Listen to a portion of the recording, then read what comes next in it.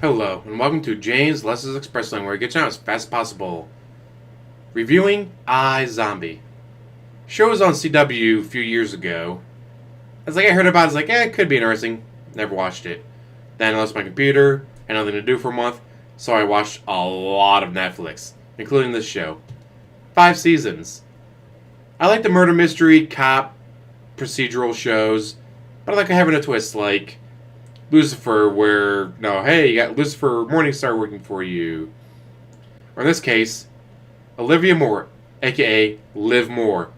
A little on the nose there, guys. That's probably why they did it, though, but. She works at the emergency room. She's engaged. She's got great friends. She's got a great future. It's like, man, you're just stressing yourself out. How about you go to this party? I mean, I don't know. It's like, you need a break. You've been working yourself ragged, worrying about the wedding. Just not go to this party. Relax for once. Bad idea. Chaos breaks out. She gets scratched. Wakes up next morning in a body bag.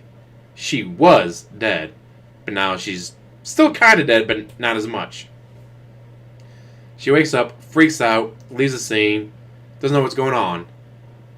But it turns out she's now a zombie. And before you go, but she looks normal.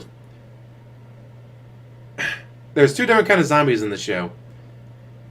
If you're a zombie and you can, get access to brains on a regular basis, you stay relatively normal. You have 10 beats per minute heart rate. You're cold, stuff like that. But you're relatively normal.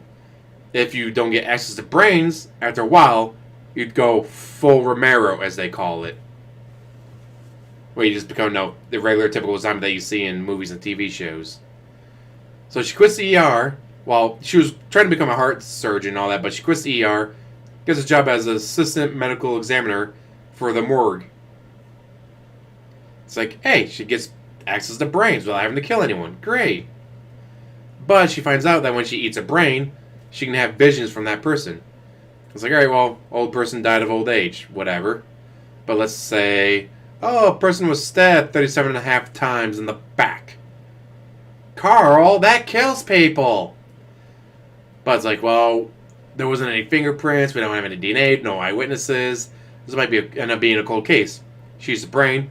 Like, oh, hey, I saw this person's face. Describe it to the sketch artist. Oh, wow, that's the person. Someone came down to the morgue and told me that they saw someone. Why didn't they tell the police? They were worried about getting in trouble because they're supposed to be on house arrest and they were breaking it or some whatever excuse she comes up with. It's like, hey, yay, we caught the killer, yay. Pretty quickly, though, her boss, Ravi, tall, dark, handsome with a British accent, figures out that she's a zombie. And she's like, are you going to turn me in? He's like, no. You're clearly, not attacking people, so I don't know, what happened? So she describes the party. He's like, huh. Okay, well, other people were there, right? Yeah. So there might be others like you, so we gotta try to find them. And at the same time, try to find a cure. It's like, do you think this could be cured? Maybe, because she broke off her engagement with Major Lillywhite. Again, a little on the nose there. Cut off a lot of communication with her family, because they didn't understand what the hell's going on. You're not the person, we're not the Liv Moore that we know.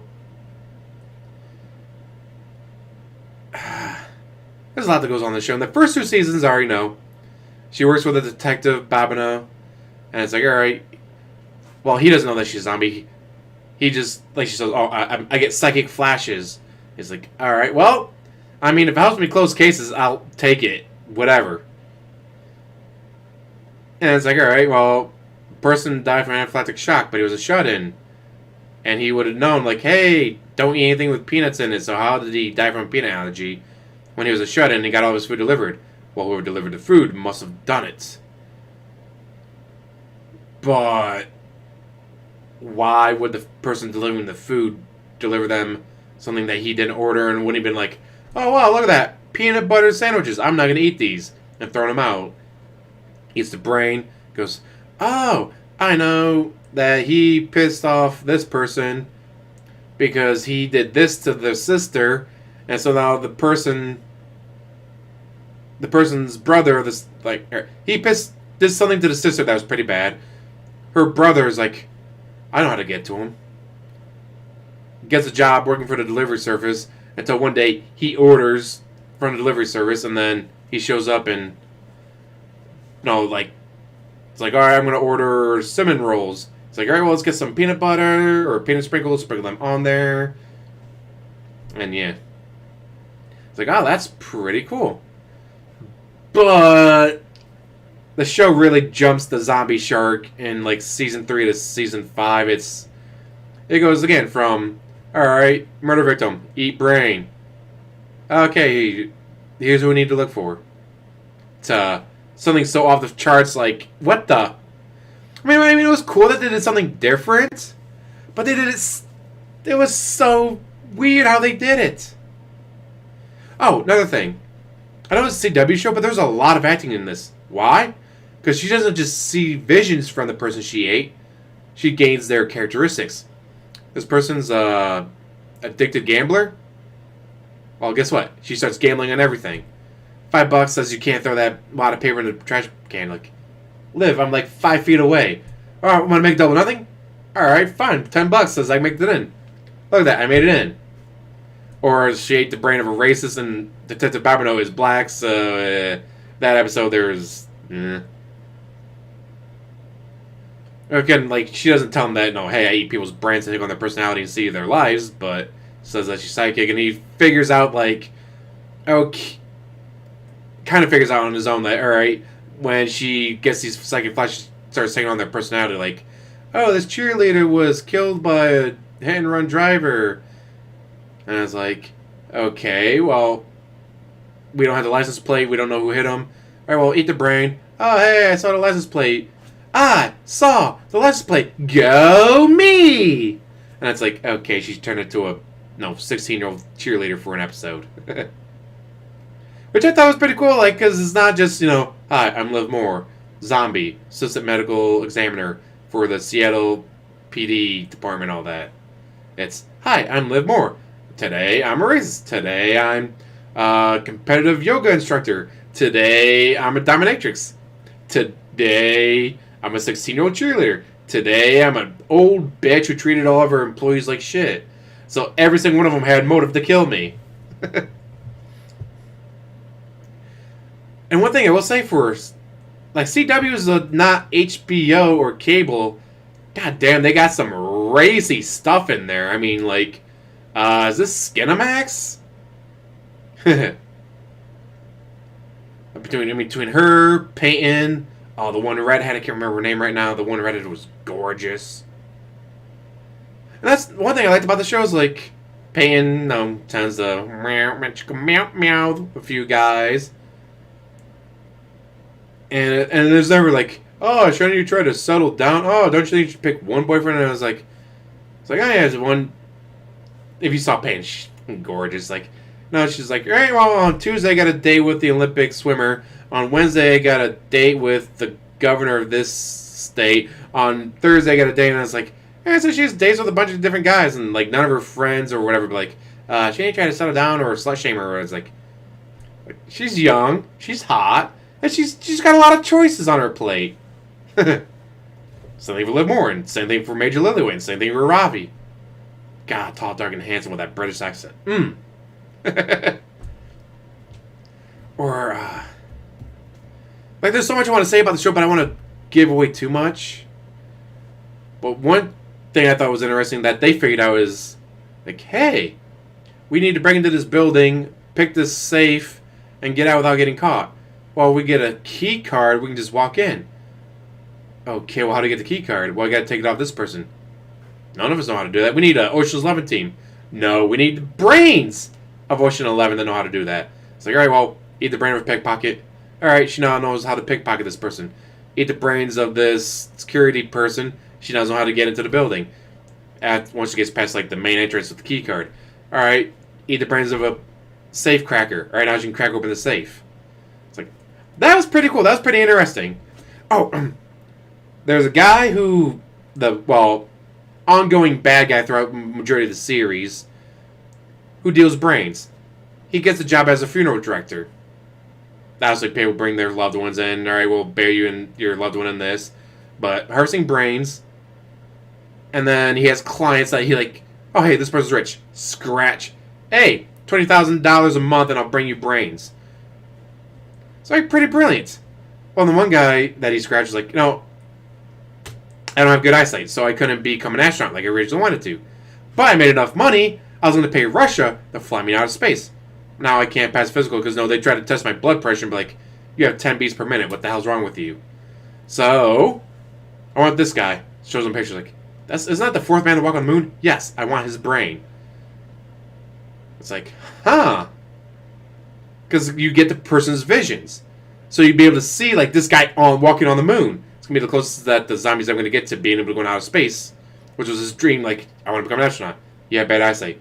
I made a fuck ton of money. I'm going to pay Russia to send me up to outer space. You can't pass physical anymore. Well, then I'll just eat the brain of the guy who walked on the moon.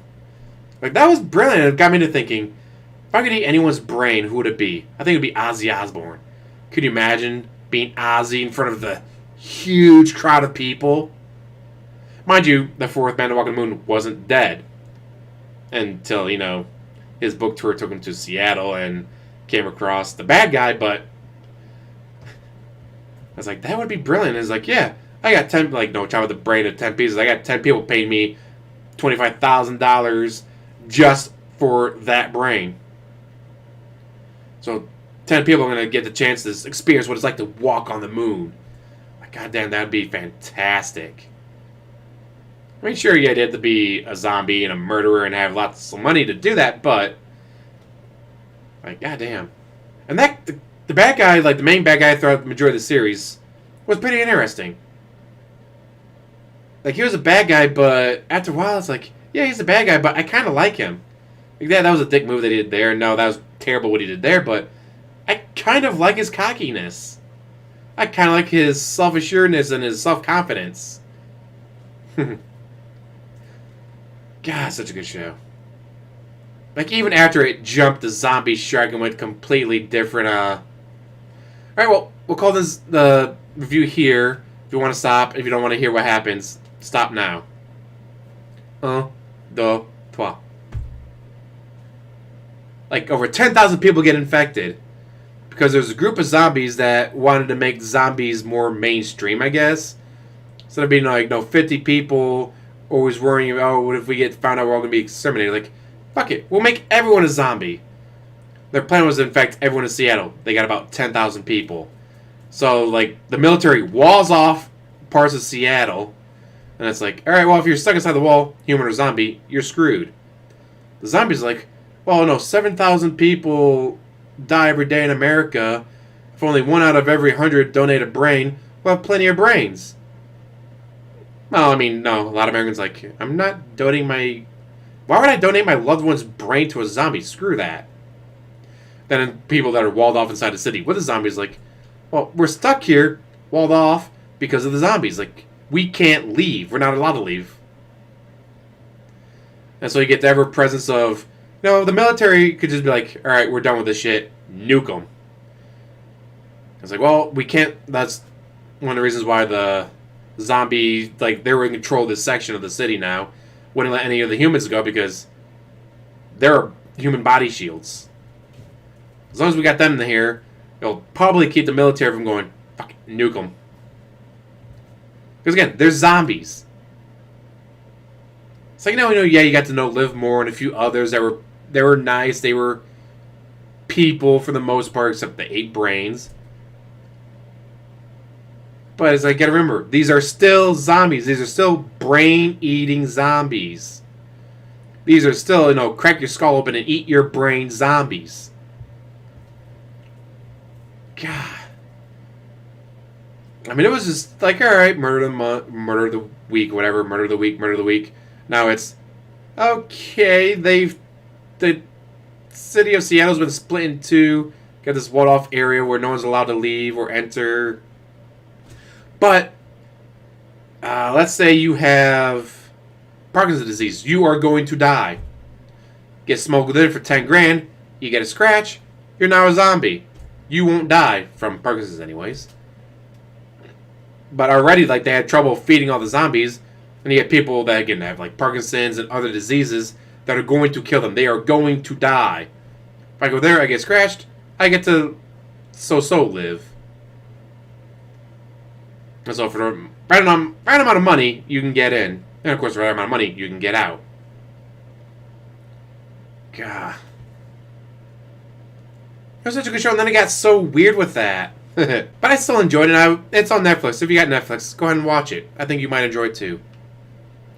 And as always, like, subscribe, comment down below, and have a wonderful day.